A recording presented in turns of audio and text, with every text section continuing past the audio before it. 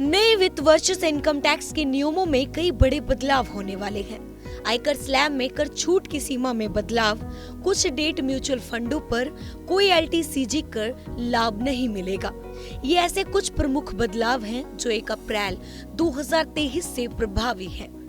कर छूट की सीमा को 5 लाख से बढ़ाकर 7 लाख करने का मतलब है कि जिस व्यक्ति की आय 7 लाख से कम है, उसे टैक्स में छूट पाने के लिए किसी भी दस्तावेजों को दिखाने की जरूरत नहीं पड़ेगी। उसकी पूरी आयकर मुक्ति होगी। पुरानी कर व्यवस्था के तहत कर्मचारियों को प्रदान की जाने वाली 50,000 की स्टैंडर्ड डिडक्शन में कोई बदलाव नहीं है। पेंशनरों के लिए वित्त मंत्री ने स्टैंडर्ड डिडक्शन के लाभ को नई कर व्यवस्था में विस्तारित करने की घोषणा की है। 15.5 लाख रुपए या उससे अधिक आय वाले प्रत्येक वेतन भोगी व्यक्ति को 52,500 रुपए का लाभ होगा। इनकम टैक्स स्लैब में बदलाव। नई टैक्स दरें क्या हैं? आइए जानते हैं।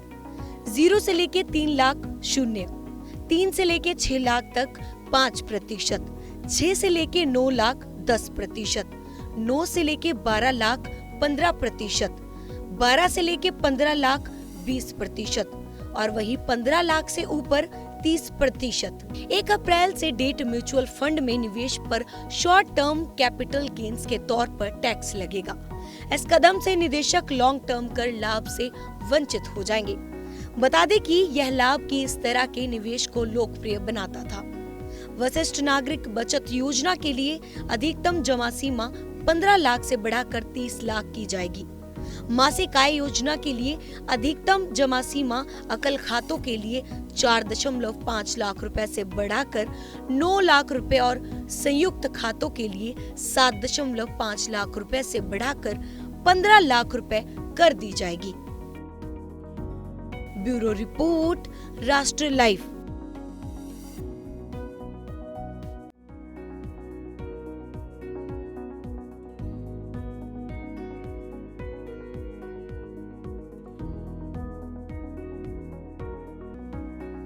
नए वित्त वर्ष से इनकम टैक्स के नियमों में कई बड़े बदलाव होने वाले हैं।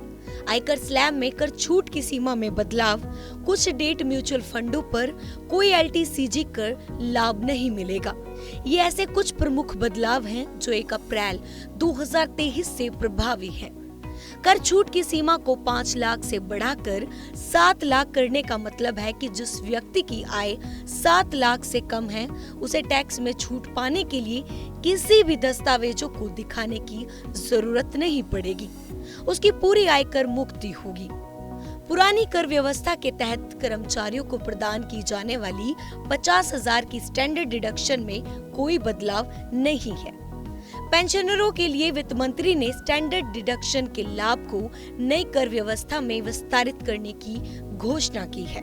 15.5 लाख रुपए या उससे अधिक आय वाले प्रत्येक वेतन भोगी व्यक्ति को 52,500 रुपए का लाभ होगा। इनकम टैक्स स्लैब में बदलाव। नई टैक्स दरें क्या हैं? आइए जानते हैं।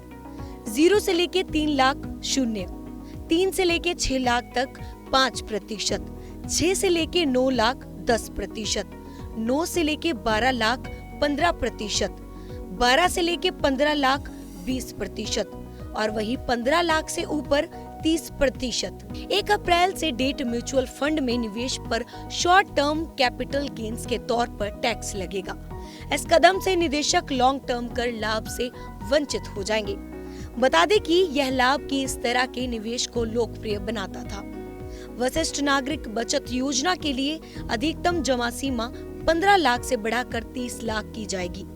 मासिक आय योजना के लिए अधिकतम जमा सीमा अकल खातों के लिए 4.5 लाख रुपए से बढ़ाकर 9 लाख रुपए और संयुक्त खातों के लिए 7.5 लाख रुपए से बढ़ाकर 15 लाख रुपए कर दी जाएगी।